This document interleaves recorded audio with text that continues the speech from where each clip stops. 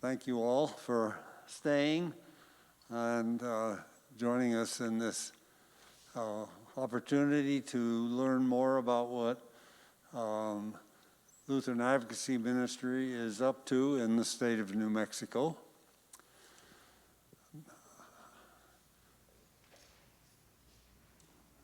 I'm standing next to Kurt Rager and having memories of the days long time ago. It's a long time ago now.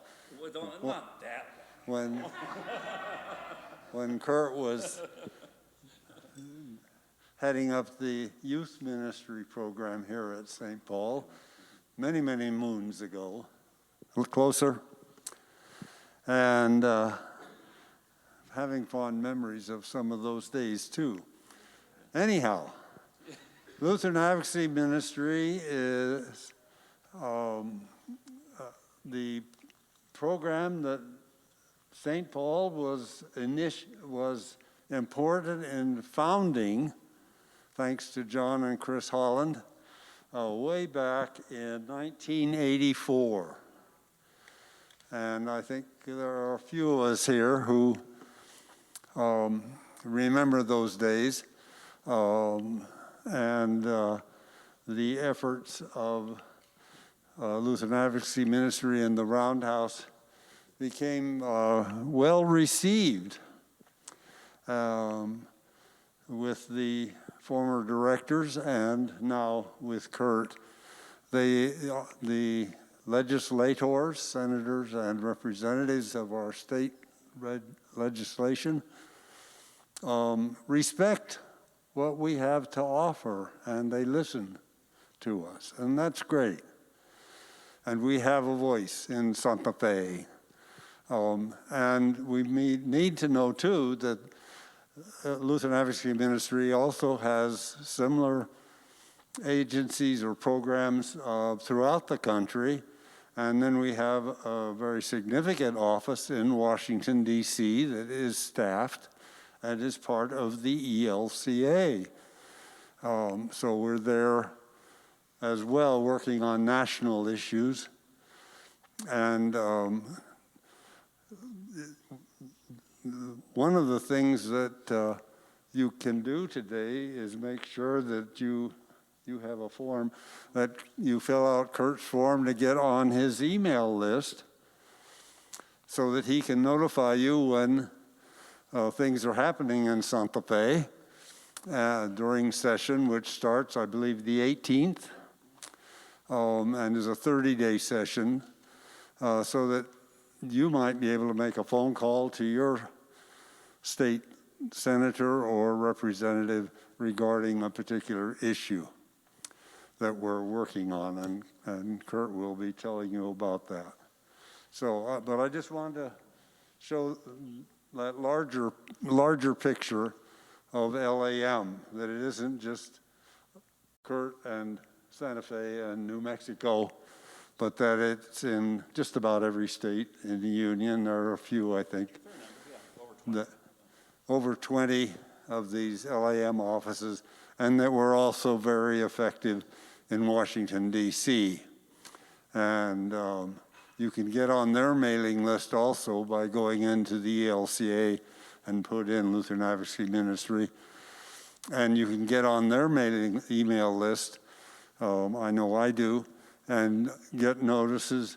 And they have, usually, if it's a particular issue that is needed to be addressed by our legislators, they will have a form letter already in the machine, and you put your name and address in it, and then that goes on to the particular legislators. So anyhow, I do want to mention the Naima Ward was the original director of the office of Lutheran Advocacy Ministry, and then for 16 years. And then Ruth Hoffman, who is a member of St. Paul now and vice president of our Rocky Mountain Synod, has served in this position for 20 years.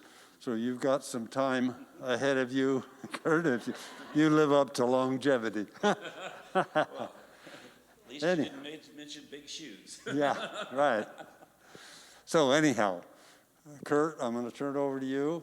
And there is another microphone over here that we can hand around if you have questions after Kurt does his spiel. Great, thank you. Thank you, Ivan. Is this on? Yeah, it's on. Christy, could you at some point, somebody that I left my cell phone in my office, which of course, as you all know, is here at St. Paul, which is great. And you wonder sometimes about our habits or our memories. Between the service, I went grabbed the stuff and I needed to run to the restroom real quick, so I ran into the staff bathroom. And when I came out, did I go into the Lutheran Advocacy Ministry office? No, I went into the old Youth and Education Minister's office. Wait a minute, I'm over here now. So anyway, that's it. Habits, but it's, what's that? No, but do you have a phone on you? Could you take a picture or two and then send it to me? Yeah, we like to document our visits, and I'm not very good at it. I'm not nearly as good as our bishop at documenting the congregations we're at, but also, more importantly, take a picture of these folks. Yeah, so, yeah. Oh, well, we could do that too towards the end, but anyway, I just want to make sure I get 1 or 2 pictures to prove that I was here this morning. I did. But anyway, it's good to be with you, and just kind of following on a little bit what Ivan said, in terms of Lutheran Advocacy Ministry's reputation and how we're viewed in Santa Fe, and it is very good. Very strong and positive reputation among legislators, all due, of course, to the work that Naima and Ruth did for 36 years. I remember growing up when I was a college student, before I started working here.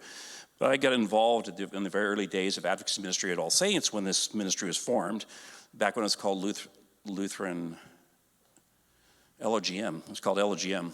And I would take, and even when I worked here, I would take young people up to Santa Fe during the session to meet Naima and to get an understanding of what advocacy ministry is, and that the Lutheran Church, the church in general, has a voice and has a role and responsibility to be a part of public policy that's created in this state and in other states. And even in the early years, the first, and so when I was, and also when I was a college student at UNM in political science, I wrote a paper about advocates in Santa Fe, highlighting Naima and a few others. And even in the early days, boy, she was seen as the holder of the unbiased information and accurate data. And that's so hard to get for legislators. You know, most legislators, all the lobbyists in Santa Fe are paid by somebody to advocate on behalf of some special interest. And we're one of the few, I think we're the only faith-based advocacy organization in Santa Fe that works full-time there.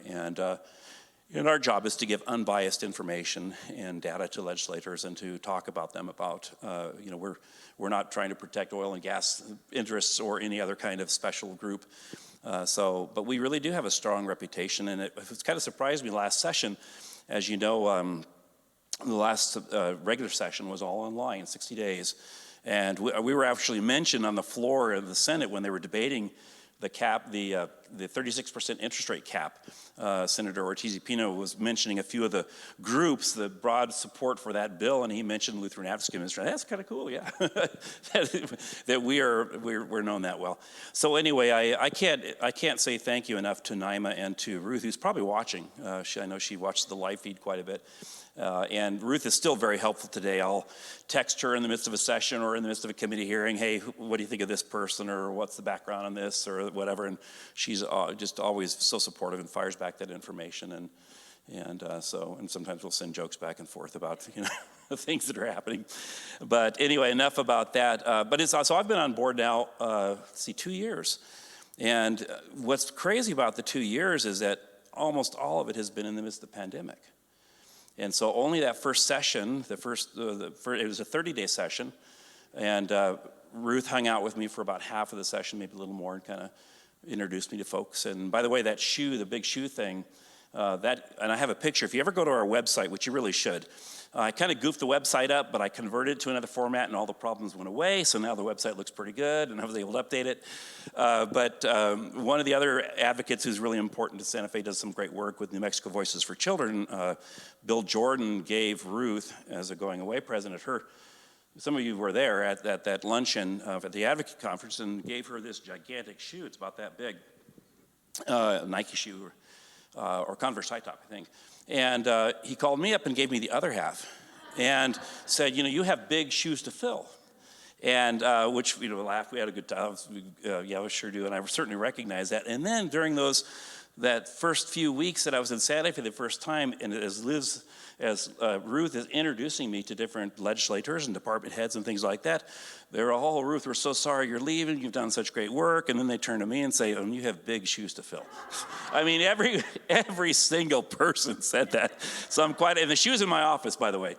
But it really is an honor to follow two incredible people who really have done amazing work in Santa Fe and who really have changed the lives of thousands of people in New Mexico due to the work that they did, and that the changes that have been made in state public policy to benefit the lives of thousands of New Mexicans.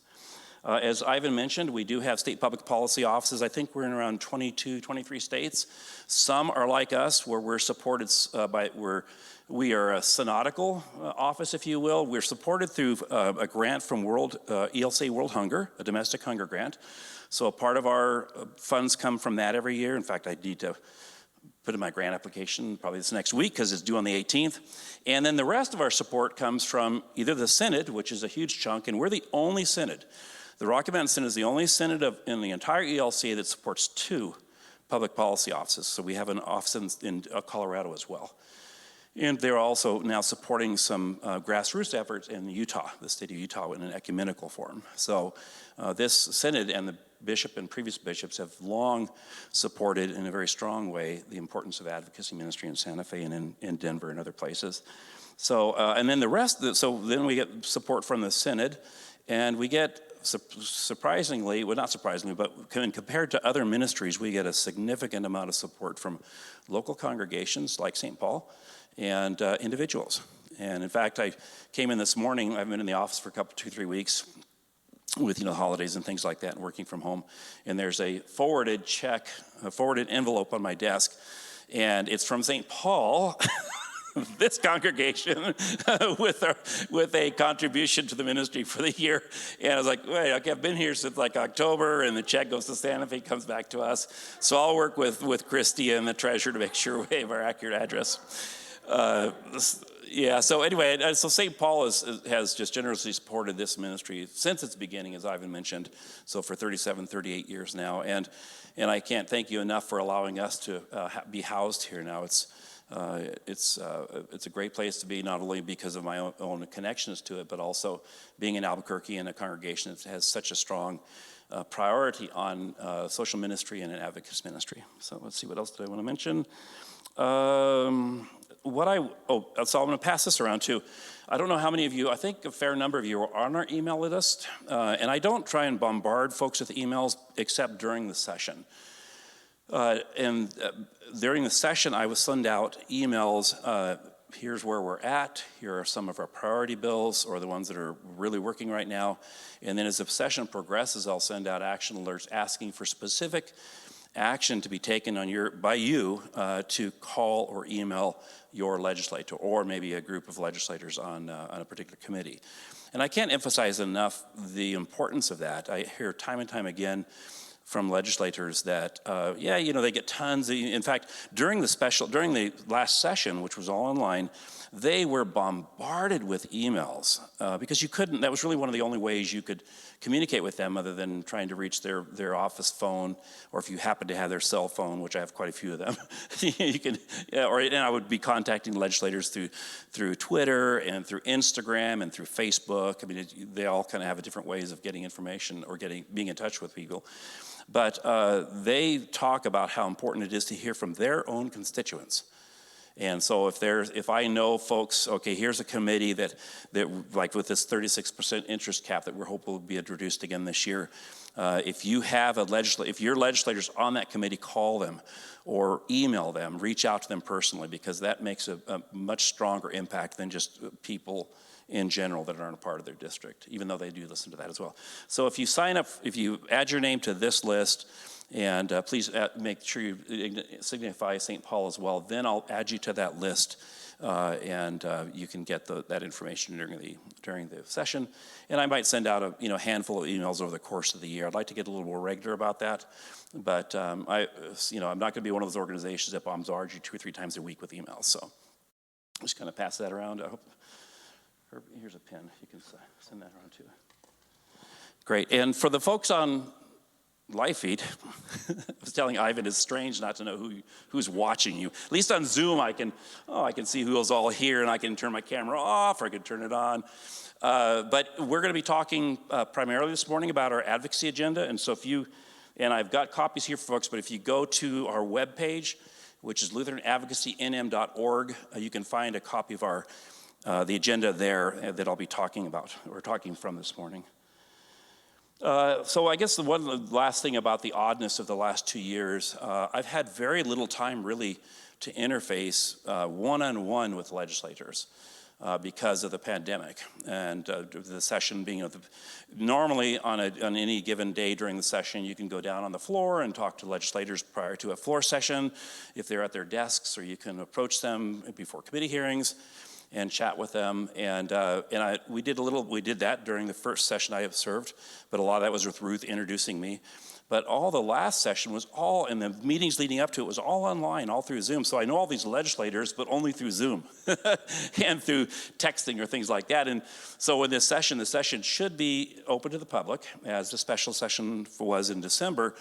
Some talk about maybe it won't, depending on what happens with this new variant. But at this point, planning on an in-person session during the special session, it was required to show proof of vaccination before you entered the building, and masks were required. And so if you do want to participate in any of the days there and walking around with me, which you're welcome to do any day where things are going on, just be in touch with me and let me know you'll be there, and I'll meet up with you, and you can follow me along. I can send you on places to go advocate for us, things like that. But just be aware that you'll have to have proof of vaccination. But anyway, even this coming year, we'll have to wear masks. And so I'll be talking to legislators face to face, but now, okay, who are you? Because you've got a mask on. Well, I'm Kurt. Oh, yeah. It's going to be interesting. So, let's see. Now I wanted to spend most of my time talking about the advocacy agenda. Are there any questions just on kind of the broad information I've shared so far? Thank you for your support, and thank you. Also recognize that your benevolence dollars that you send to the Synod supports us as well. So you're supporting us like 3 ways, 4 ways. Really appreciate it. Yes, Terry. Mm-hmm. Yes, yeah, we do appreciate it. Now, not everybody does, and we do have some, like as the session progresses, we'll have a workshop prior to the session on how to advocate. We did that last year, and that was very successful. What do you say, or if you're writing an email, what do you write in your email? A lot of the forms that organizations sound on are created for you. While that's good, I don't tend to do that. I would much prefer that you write yourself what you want to say, and we give some advice on how to do that and what to say. But yes. Mm-hmm.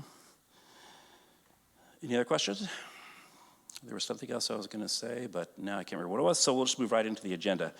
So the advocacy agenda that I think some of you should have, or most of you might have it, if you don't have it, indicate on there and I can email it to you. You can go to our website and pull it up. But this agenda is created each year by what is known as our policy committee. And generally the director will kind of create the draft of it, and then our policy committee, we go through it and we talk about the various issues. And then they vote. In the end, they vote on the agenda. And so this agenda is what guides me as I do my lobbying, my advocacy, because I am a lobbyist. I'm a registered lobbyist, which is also what I need to do next week, is register for this year. But it guides what I will advocate on behalf of, either for or against. And there are some considerations that are taken into account when we create this. One of the real considerations is just capacity. How much time and energy do I have, and how broadly can I spread myself on the various issues? And last year it was a little easier to do. In some respects, I really enjoyed the online format, with the exception of not being able to speak to legislators personally and face to face. But I was able to be in 3 or 4 committees at once, because we would often have, especially early in the session, we would have bills in multiple committees at the same time. And so I could have all my tablets and laptops open to different committees and just try and time when I was going to say something. And sometimes it was competing, but we also got volunteers last year from our followers who would advocate with me. And so if I knew I was going to have bills that were competing for time at different committees, they would sit in on one committee hearing and speak on our behalf, and I would give them talking points, and then I would be in another committee. So if that's something that interests you as well, I would like to do that more, both online, because this session will be both in person as well as online. And that online format was really successful, at least I think from the legislature standpoint too, because they were shocked at the amount of participation, the numbers of folks who participated from all across New Mexico. Far more than, in Santa Fe, the Brown House is a busy place during the session. There's lots of people roaming around. The committee rooms are packed. And oftentimes, if you get up and leave to go to another committee room, you can't get your seat back because there's people waiting to get in because most of the rooms aren't very big. Well, when it was done online, they could have 400, 500 people in a committee hearing. And whoever wanted to testify could testify. And so I think the Speaker of the House, Brian Egoff, is very committed to making sure that that happens again, because people were able to come and speak from all over the state through that format. So I will probably do some of that, as well as be in Santa Fe quite a bit. So just because I'm able to be in more places at once when we're online. But I can't underestimate also the importance of being there in person and interfacing with the legislators one-on-one. So that'll be really important to us as well. So this agenda was adopted by our policy committee, and we did broaden it a little bit this year, primarily because with the 30-day session, all the legislation it is budget related, unless it's on the governor's call, where the governor can say, I want the legislature to consider this.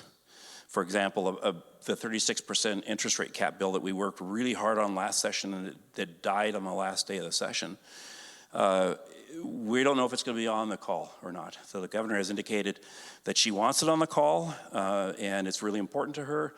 But now she's sort of saying, well, we'd like to have, you might have seen the quote in the paper from her press secretary, we'd like to have a compromise worked ahead of time before the session starts in order for it to be on a call. So I'm going to make a few phone calls this week to find out how serious that is.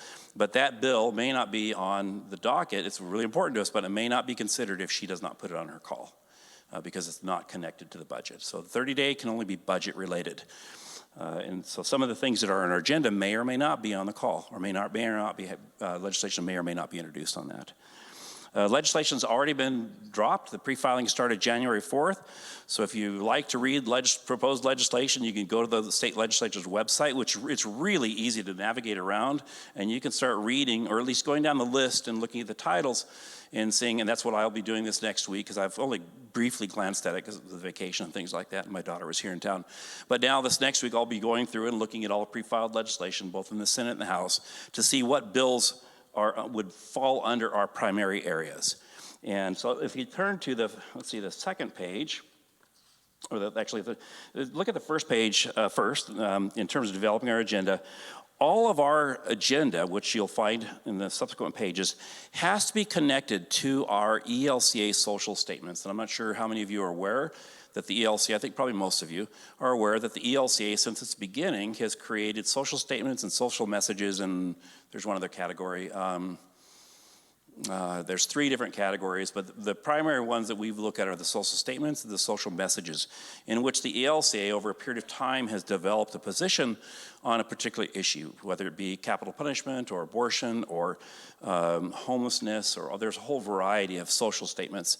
And so if we're going to support or oppose legislation in this state, we have to have our basis in those documents. So as a lobbyist or as an advocate, I don't just go to Santa Fe and say, this is what I'm going to do, because these are the issues that are important to me. They have to be found in the context of those social messages and social statements. And you can find those at the ELCA Advocacy website on the ELCA's page as well. So that's the primary thing. And of course, because we're funded by World Domestic Hunger Grants, our primary focus for all these years, for the most part, has been related to hunger and poverty issues. And so that's really our primary area of focus, but then we have other areas as well that we work in. The second page will give you some context for the state, the advocacy, the context for which we advocate for here in New Mexico, some of the poverty rates, things like that, hunger, and just to give folks an idea of where we're at. And of course, we know that during the pandemic, things got even worse in terms of the number of children in New Mexico that were going hungry. And we've had of course, the moratorium on evictions, but that's going to expire soon. And so there's a fear that there's going to be just a flood of evictions hitting the state here very soon. And what is that going to do to homelessness in the state? Anyway, lots of very complex issues here. But if you turn to the third page, this is the summary of our main areas. We have 7 this year: affordable housing and homelessness, family sustaining income, healthcare, hunger, tax policy, criminal justice, and care of creation. We added care of creation this year. That was something our policy committee did not want to do last year, simply because they felt I was already overextended, and that would be one piece too many, and that there were other very good organizations working in that space, but they have added care of creation to our agenda this year. So any legislation that fits under those 7 categories, I'll look at, I'll read, and we'll consider what position we need to take on it. A lot of times going into the session, we'll know what bills are going to be introduced already, but again, the 30 days makes that harder because it can only be budget related unless it's on the governor's call, and she hasn't put her call out yet. Whereas the 60-day, anything is fair game. And so a lot of times legislation is already, we're aware of legislation that's being developed, and maybe we're even a part of that. We're part of, probably 12, 14 different coalitions, and some are very active in writing legislation, such as the 36% cap, or some of the housing legislation that was in front of the legislature last year. But this year, I really don't have a great deal of information on specific bills until I start looking at what's been pre-filed and then the governor's call. So you see our 7 priority areas there, and if you have any questions, raise your hand as we go along. But those are 7 areas. And then if you start flipping it, I'm just going to talk about a couple issues in each category. Then we get into the meat of each category and some of the things that we're going to support that we already know about. And also, so just in each session, I'll maybe talk about 1 or 2 things that are important that I'd like you to be aware of and think about and consider helping us with this session. The first one is affordable housing and homelessness, and I think the main two main things here. One is that the Housing Trust Fund, which is the organization that runs it is sort of a quasi-state organization, and they are responsible for financing affordable housing projects in New Mexico. And the state occasionally will give them money. They started out with some seed money to create this trust fund, but now the agency primarily works off of the interest that it gains from making these loans across the state. But far more could be done if the state injected more money into that trust fund. And so the agency this year is actually asking for $70 million. Normally they try and ask for 3 or 4 and hope to get $1 million or 2. And because, of course, we know that there's going to be a plethora of new money this year.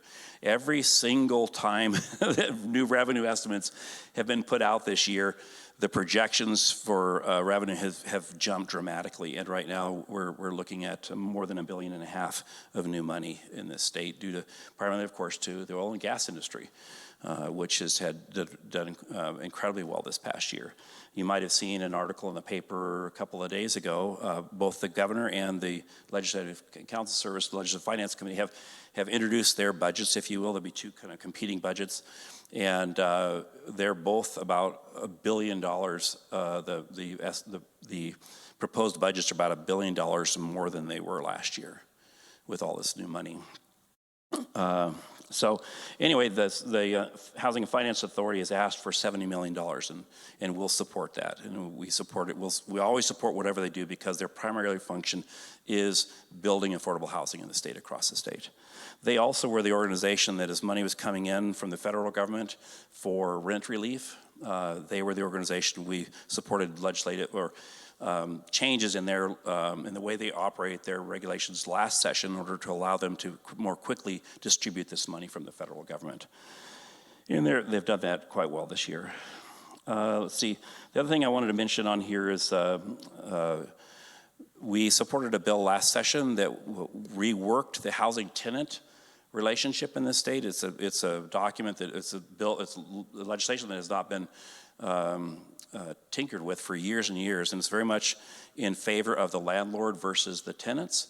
And so we supported, with other organizations, supported revising those codes to make it a more fair playing field and to allow tenants more opportunity to, if they're behind on the rent, to catch up. And normally when a landlord wants to evict, the whole process is going to happen very quickly. But that legislation was defeated last year. It didn't get out of committee, and we understand that bill is going to be introduced again this year, and we'll support that again, just to try and make it a more fair process for both tenants and landlords. Any questions on affordable housing and homelessness? The next category is family sustaining income. And I don't anticipate a lot of legislation in this area this year because we were quite successful last year, along with other organizations, getting some significant changes made in terms of the child tax credit and some other kinds of programs that really have increased at our lowest level the number the dollars that can come back into families. And so we think that there's probably not going to be any significant changes to some of those programs this next session because we did so well last year. Although you'll note that we have 27% of the children in our state living in poverty. And then here also is where we're hoping one of our priorities is the restricting the predatory lending bill, which I don't know how many of you are familiar with that industry, but you see it in the poor parts of Albuquerque, and these storefront payday, or not, you can't do payday loans anymore, but it's storefront lending organizations that you can go and get a loan on your car or other kinds of items. And the whole industry is built on rolling over those loans so that, it's set up, the payments are high. Most people cannot pay off what they've borrowed the first time around, so they'll roll it over again, and the average roll over on one of these loans can be 4, 5, 6 times. And so someone might go in for a $500, $800 loan and 6 months later owe $7,000 or $8,000. And folks, of course, turn to these organizations because they need emergency money in most cases. They need money to get their car repaired, or there's some emergency that they've been confronted with. And as you all know, most Americans have no money set aside for emergencies, like emergency savings. And these industries really do prey on that. And it's a huge industry in this state. In fact, when this legislation was working its way through last year, one of the legislators, a newer legislator, was bold enough to say in front of, I don't know how many people were on the Zoom, and in front of all of these legislators, that the payday loan industry in New Mexico is the feed bill for legislators. In other words, they contribute, I think, the second highest amount of money towards campaign funds. It comes from the payday lending organization. And so they have tremendous influence over legislators. And then 60% of these organizations or these businesses are located within a few miles of a reservation or a pueblo, tribal land. And so it's another very ripe place for them to make tons of money. And of course, we have two of our most powerful legislators in Gallup, chairman of the Senate Finance Committee, and then the chairman of the House Finance Committee are both from Gallup. And there are many of these organizations right in Gallup, and these two legislators are supported strongly by this industry. And so it's very hard to get these bills through because of that. And it was kind of a side note, when you talk about, well, how do you reach a compromise on that? So right now the cap is 175. It used to be higher, it used to be over 400%. And I think 2-3 years ago, it dropped down to 175%. Many states now are at 36% or even below that. But 175% is just really, in my opinion, still morally wrong. And especially if this whole rollover thing takes place. We think 36% is incredibly reasonable. And there were some arguments about, well, how can you really make money when you're charging so little on a small loan? And so there was compromises that were made last session about that, for basing the percentage rate on the size of the loan. But if this is on the governor's call, this is one of the ones that we're going to work really, really hard on, because we heard story after story after story last year of families who were just devastated because of these kinds of situations. And if you know anybody, this is where I'm trying to work with the Conference of Churches as well to get more people who are willing to come forward to testify in person about how one of these loans has affected their lives. Most people are very reluctant to do that because it's embarrassing. It's who wants to kind of open up their lives to that degree in front of hundreds of people and legislators. But those kinds of stories are really important for legislators to hear, because all they're hearing right now is mostly the voices of the industry who are telling them, just feeding them all sorts of bad information, and that makes it easier for them to justify not lowering the percentage rate. But that'll be a big one for us. So family sustaining income is really any legislation that will put more money in the pockets of low-income New Mexicans. And right now, as you know, in this state, and we'll talk about it more under our tax policy, but we have a very regressive tax policy in this state. And the majority, the higher earners in New Mexico pay less of a percentage of their taxes, of their income towards taxes, than lower income earners in New Mexico. And we will always advocate on behalf of a progressive tax structure, one that where whatever level of income you're in, you're paying a fair share of your income and not more than people above you, or that you're paying more than you. It's harder for you to pay your share than somebody that's making a lot more money for you. So anyway, that's sort of the way we look at tax policy. In terms of health care, I won't say too much about this one, other than you'll note on the first piece of legislation potential is well, of course, we'll support there's an easy enrollment program so right now, many New Mexicans were able to get insurance when Governor Martinez allowed Medicaid to come in, and New Mexicans were able to tap into that program. And so we really were able to take a lot of New Mexicans off the uninsured rolls because of that. But we still have about 10%, maybe a little more now, of citizens who do not have insurance. And so we have the New Mexico Insurance Exchange, and there's various ways folks can tap into that, and there's programs for people at different levels to help pay for that. But most New Mexicans that don't have health insurance are unaware of this, and so a proposal is to put this easy enrollment box on your tax return form so that the state can take a look at your form and say, hey, you qualify for this level, for this program, or for options to the exchange, and you should look into this. And so that, surprisingly, that bill got defeated last year too. It didn't make it out of committee. So we'll support that if it's on the agenda. And let's see what else. As you all know, that currently there's a Health Security Design Act which is underway, which is a proposal that was started a number of years ago, where New Mexico would create a healthcare system for the state, for all the citizens in the state, unless you're covered by the federal government or there's some exceptions for that. You're in the military, but otherwise, all New Mexicans would be a part of this insurance program. And a bill was created to study that whole possibility, and that the studies have been done. And so funds were given last year to do some more studies because they're trying to look at all the possibilities and how the state's going to pay for it and how much it's going to cost the citizens and things like that. And if any bills come up that pertain to that, we'll support that at this point. Although we still haven't made a final decision on whether we support the entire concept. We do support the studying of it and getting information to the legislators so that they can then make a decision on whether or not that's good for New Mexico or not.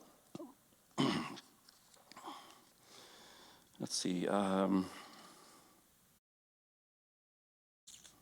If you turn to the page 6, there's a section under hunger. The hunger situation in Mexico is still out of control. And the pandemic, of course, made it worse. And a lot of the food banks are a part of the coalitions that we work with. And I hear every other week, about the demand at the food banks continuing to be very, very high. And so there will be money asks for emergency funds for the food banks, and we'll support those kinds of things. It's really hard to get. No one really sees the budget, right? And so you see bits and pieces of it, and you don't really. A lot of deals are made behind closed doors. And so in some respects, most of the work that we have to do related to the budget comes ahead of time, because of course they start creating the budget in the summertime. And so we've been a part of a number of groups and a number of state meetings advocating for different types of funding in the budget. But once the budget is in Santa Fe and during the session, it's really hard to make changes to it. But if certain things come up and legislators, like we know a number of legislators are introducing bills asking for more money for food banks, we'll support that. And then those kinds of things go behind closed doors and get sorted out. But let's see, I think I mentioned, we talked some about tax policy already. The couple things I wanted to note is the change that were made this last year. In 2021, you'll see legislation was passed that increased the working families tax credit by 47% and expanded the working families tax credit to new populations of workers. And so not only did it really increased the number of people that could participate at the amount of money that they could get back on their returns. And this is for the lowest earners in New Mexico. And when the money stays in their pockets, it's spent.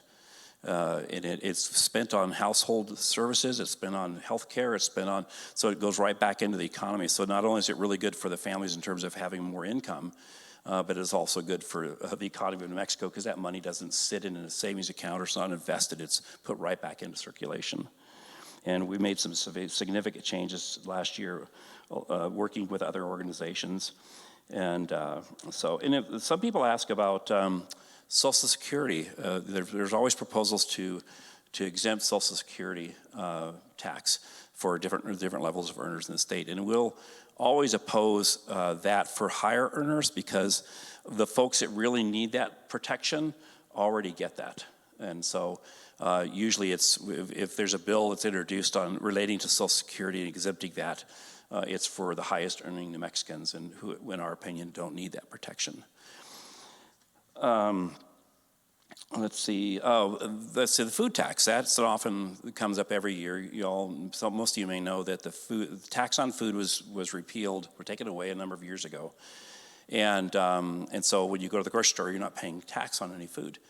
And that's a good thing. But now what's happened since then is there's been all these carve-outs on all these other special kinds of interests, such that we now have just a myriad of carve-outs for taxes. You get this industry gets a break on taxes, and this industry does, and all these kinds of things. And so legislators are actually looking very seriously, but it won't happen this year because next year's an election year. So there will be no big controversial things that happen this year, because legislators know they're all up for re-election next year. But there's talk of really taking a look at how our tax structure is in this state and how to make it more fair and more progressive and to eliminate all these carve-outs. So we'll always oppose applying a food tax back or tax back to food unless it's a part of a much bigger picture where we can see, okay, now it all makes sense and it's a very fair tax structure. And so, because right now, okay, so you don't pay tax on food, or low-income New Mexicans don't pay tax on food, but they pay a higher gross receipts taxes as a result, because of all these carve-outs. Counties and cities have continually raised their gross receipts tax to almost to the max. And so in some respects, the argument can be made that, well, there's no benefit because you're paying high. You might not be taking tax here, but you're paying a higher tax over here. So we'll watch that. There should be nothing really big in tax policy this session, again, because of the election, but if that food tax repeal, because there's a legislator who every year wants to repeal the food tax, and we speak against it every year, because at this point, unless some more substantial changes are made, it's not something we're going to support. Let's see. We're really not expecting much in the way of criminal justice reform, although there's been some possibilities for that. But again, probably not a big issue this session. We did support last year, and we'll support it again this year if it comes up, but revisions to our criminal justice fee system. You may not be aware that the courts, of course, have the ability to latch on all sorts of fees to a sentence, and in many respects, for minor offenses, those fees can add up quickly. And so a person might get out on probation, or they might serve their time and get out, but they still owe all these fees, and that's just a ticket right back to prison if they can't pay these fees and fines. And so the legislature looked at, so in essence, it becomes a debtor's prison. And so the legislature did some changes to that last session for minor violations, and if any of that legislation comes forward again this year, we'll support that. Because how do you, if you're in prison, you can't work, you can't pay what you owe, you can't support your family, those kinds of things. And it really, the state should be supporting our judicial system through the general budget, not through fees and fines, is our opinion. In the last section is care of creation. You can see the high points of what we'll support, legislation that might come forward that we would support or oppose. I think, of course, the big thing for us is the whole methane gas issue, methane plume issue in this state. That's huge in the Four Corners and, of course, down in the southeast part of the state, where there's just this methane gas plume sitting over the entire area, and what that means for the health of New Mexicans who live in that area, as well as legislation that would cap bills or cap old wells where methane is being released, those kinds of things. So that's kind of what we're looking at for this session. It's a lot of it, I have to say, a lot of it's unknown until we just start seeing the bills that come forward.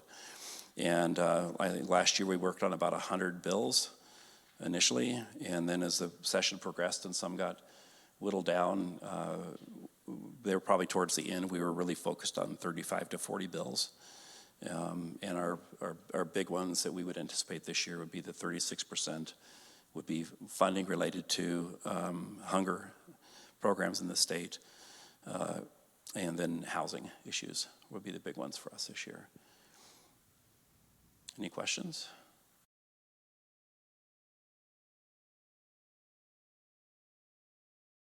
If you do talk to your legislator, I would really encourage you not only to advocate for the position that is important to you, but also to thank them. It can be very frustrating to watch what happens in Santa Fe, because sometimes you want to just raise your hands and say, what's the point? Because it's so hard to influence when you don't have tons of money to dangle in front of legislators. But at the same time, I've seen just many, many legislators who are there, I think, for the right reasons and who are really trying to do what's best for New Mexicans.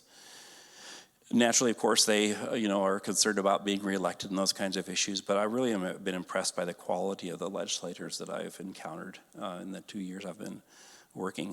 When I used to go up to Santa Fe in my younger years, a lot of the legislators were, and I don't mean this, it sounds disparaging, I don't mean it necessarily that way, but they were good old boys who ranchers and farmers, and there are still a lot of ranchers and farmers in the legislature, but there are a lot of younger legislators now, I think, than there were when I first started going up years ago, and legislators who really are committed to trying to make a difference and making things better for New Mexicans.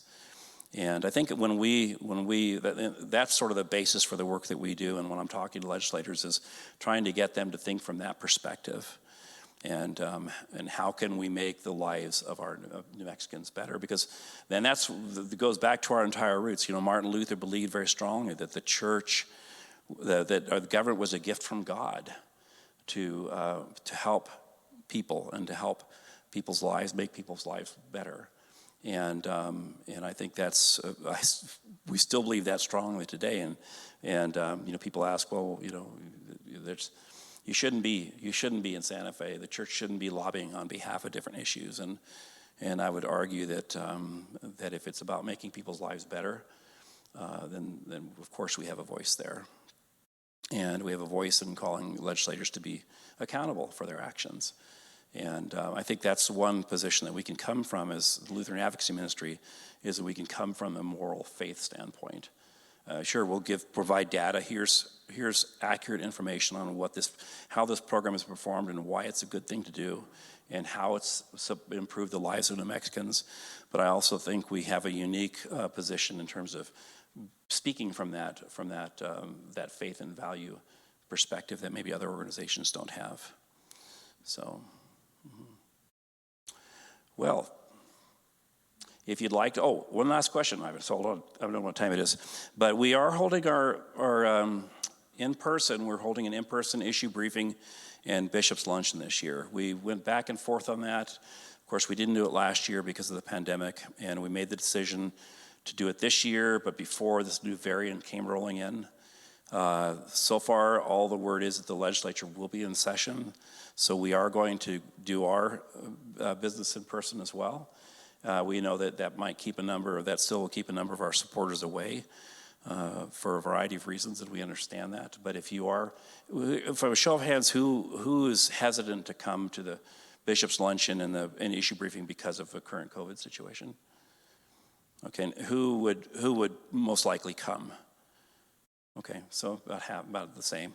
So there's still a possibility towards the end of the month, based on what might be happening with the variant, this new variant, and how 4,200 new cases on Friday, whatever it was, that we might cancel and go back to online. But just at this point, it's going to be in person, and we'll let you know if it changes. Yeah, the date is on February 8th, which is a Tuesday.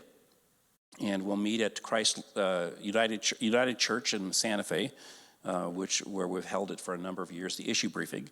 And if you've never been to one, those are really, they're good opportunities to not only meet other folks from around the state who are supporters of ours, but we also will bring in a couple of speakers on specific issues that the legislature is dealing with. Like last year or 2 years ago, we brought in a tax policy expert that talked about, well, how does the state of New Mexico's budget work? Because many legislators don't even understand how it works.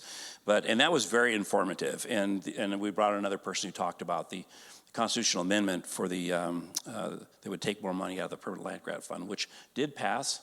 Of course, you probably saw that after 11 years last year, and we worked really hard on that as well with others, getting that constitutional amendment passed by the legislature. It was passed and signed by the governor, and so this next fall, you'll have the opportunity to vote on taking another 1.25% from the Permanent Land Grant Fund that will go towards early childhood education and secondary education or high school.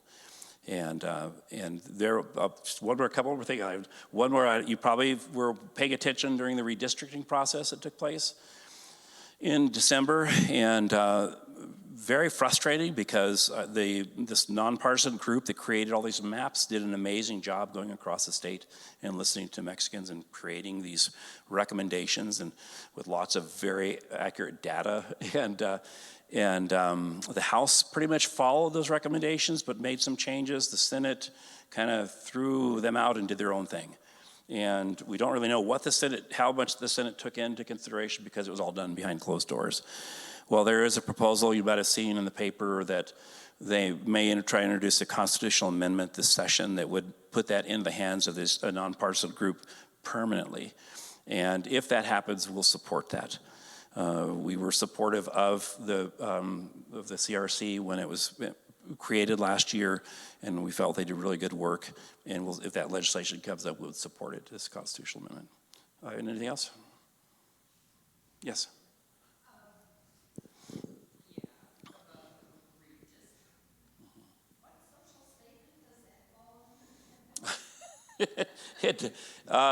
I can find you the exact place, but yeah, there's Church and Life, and there's a number of our statements at various places that speak to fairness in the political process and equal voting, those kinds of things, and that's where that would fall under. And civic engagement. In fact, the church is going to be writing a whole new statement on civic engagement starting this year. But the whole voting process should be fair, and it should be accessible, and it should be one person, one vote.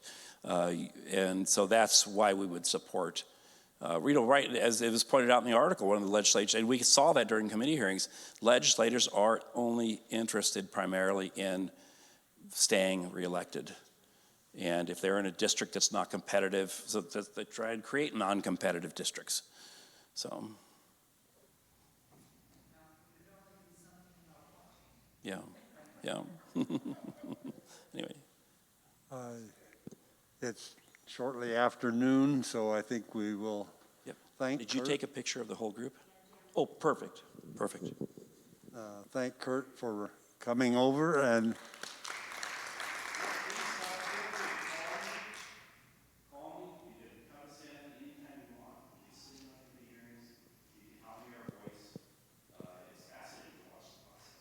you might even find him in his office here.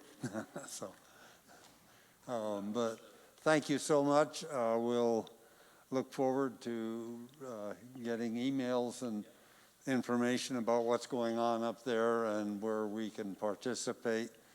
And you're certainly encouraged. I've done it, gone up, wandered the White House. I did with Naima, I did it with Ruth. It's exciting. You get to actually talk to the legislators. It's one state in the union where that really happens. New Mexico is one of the more accessible states in the union in terms of the state legislature. And they, All over the state, it is such a diverse, I mean, it is diversity at its best. When you yeah. walk around that capital. So thank you, Kurt, and appreciate your hard work.